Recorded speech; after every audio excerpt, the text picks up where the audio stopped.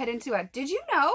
Because I legit found these things out. I want to share them with you. This is not quite the same thing as I was today years old, but I actually was legit today years old when I did find these out. But I want to know, did you know these things? Because I did not. Here we go.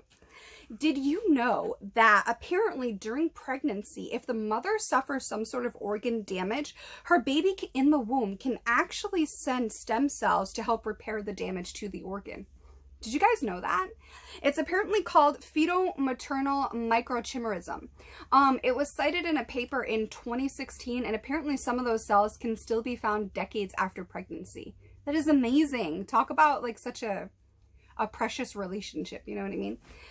Apparently, there are 2 new scams out amongst many that you definitely should be paying attention to as we move on more towards a digital society, especially with the emergence of AI. The first one is QR codes. You know those little weird codes that you have to scan like at certain restaurants, and then their menu will pop up, or certain signs to rent like certain community things like skateboards or those weird hover things like in Paul Blart Mall Cop, you know, stuff like that. Well, apparently there's a new scam where scammers are putting these sticker codes over the original Q code, and people are scanning them, and all of their information is taken from them and distributed across the dark web. It's some sketchy shizit. So make sure that the QR code you are scanning is flush to the signs and so forth. It's not just some sticker. Like, actually check, because a lot of people have fallen for that one. And I have to be honest, I probably would have fallen for it too, because you just don't, I don't know. I didn't think of that until after I heard about it. Another scam, which is so terrifying. I actually just recently told my granny about it because I was like, Gran, you got to be aware of this, you know, because she's just not tech savvy. She's 80. She's like the cutest person in the world, I swear. Apparently, people are receiving phone calls of their loved ones who have been kidnapped and being held for ransom. They can hear their loved one's voice in the background, and they're being told instructions about what to do, what not to do, and how much money the kidnappers want. Here's the thing. Apparently, 9 times out of 10, and I'm saying this, so please pay attention, 9 times out of 10, this is not an actual thing. It's a trick by AI to get access to your personal information and for you to wire these scammers money. 9 times out of 10. So what is recommended that you actually do is hang up that phone call and call that person that was supposedly kidnapped, because 9 times out of 10, again, 9 times out of 10, they will have no idea what you're talking about.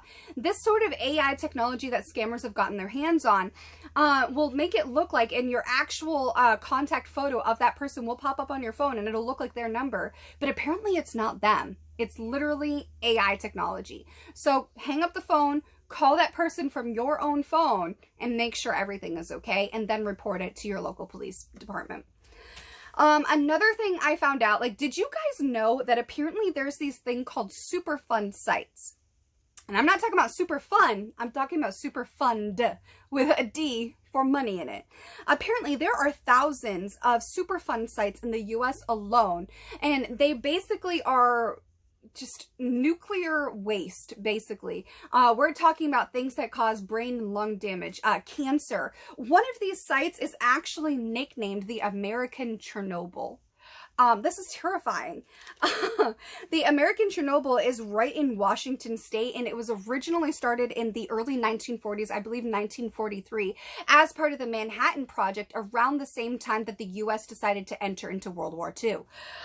This is right in Washington State, and apparently, yes, it did in fact open in 1943, and is described as an underground Chernobyl waiting to happen. There are other sites located in New York, New Jersey, Pennsylvania, California, Florida, and Missouri, and more. This is terrifying because a lot of people don't even know that these even exist. But yeah, you can go and Google those online. I, in college, was supposed to actually have an internship with the EPA because I was a political science major, and which we're actually going to talk about for motivation this week. And we talked about, you know, different types of cleanup, and the EPA actually sends money to these sites and these companies to try to help clean it up. But I mean, we're talking zinc, cadmium, all kinds of nuclear waste, and things that cause birth defects and everything. And apparently there's thousands of these right here in the United States, not to mention all over the world. So definitely do your research before you move somewhere, even in the United States. Even unsuspecting places that you would not think. Apparently there's a lot of them. Excuse me. Okay.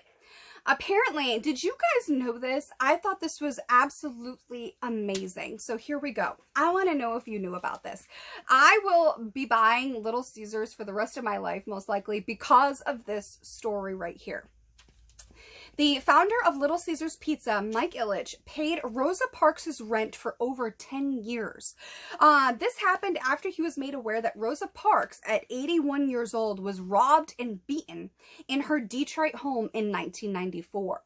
The Little Caesars founder was so horrified by this that he actually convinced Rosa Parks to move to a safer area, in which he actually paid for her moving expenses as well as her housing expenses. Let me see here. He actually set up and placed a trust that would cover all of her housing expenses and which would pay her rent every single month until she died in 2005.